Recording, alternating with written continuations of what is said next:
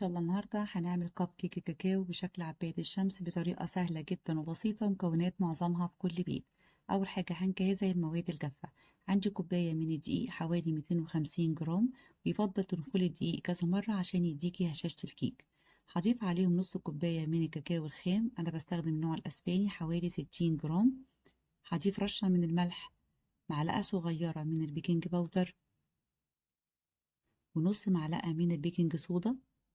هقلبهم كويس جدا مع بعض، وبكده الخليط الجاف أصبح معايا جاهز. هبدأ أجهز المواد السائلة.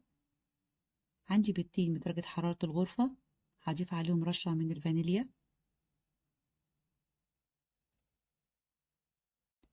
وهضيف كوباية من السكر حوالي 300 جرام. طبعا كمية السكر حسب ما انت عايزة تقللي أو تكتري حسب راحتك. هخفقهم كويس جدا لغاية اللون يبقى معايا فاتح بالشكل ده. هبدأ أضيف معلقة كبيرة من الخل، وهضيف نص كوباية من الزيت حوالي 100 ملي، وهضيف كوباية إلا ربع من الزبادي 160 جرام، ممكن تضيفي مكانها لبن، وهضيف عليها نص كوباية من المية الدافية 150 ملي. وهبدأ أنزل بالتدريج بالدقيق لغاية كله ما يتجانس مع بعض، يبقى بالشكل اللي انتوا شايفينه ده، ويكون عندي قوام ولا هو سميك ولا هو خفيف، يعني قوامه حلو جدا بالشكل اللي انتوا شايفينه دوت. هبدأ أجهز صينية الكب كيك، وهبدأ أوزع عليها الخليط. طبعا أنا مجهزة الفرن على درجة حرارة 180، بياخد أقل من 15 دقيقة. طبعا الكمية دي عملت لي حوالي 18 قطعة من الكب كيك.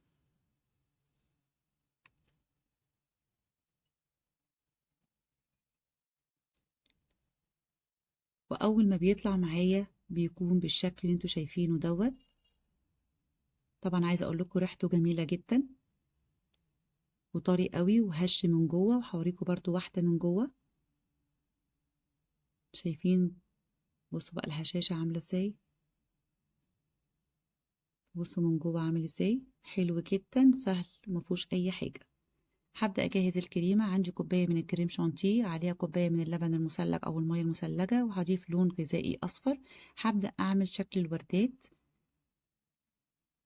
وهضيف النص شوكليت شيبس يديني شكل بذور العباد بالشكل ده. مفيش أسهل ولا أبسط من كده. شايفين بقى الشكل جميل ازاي،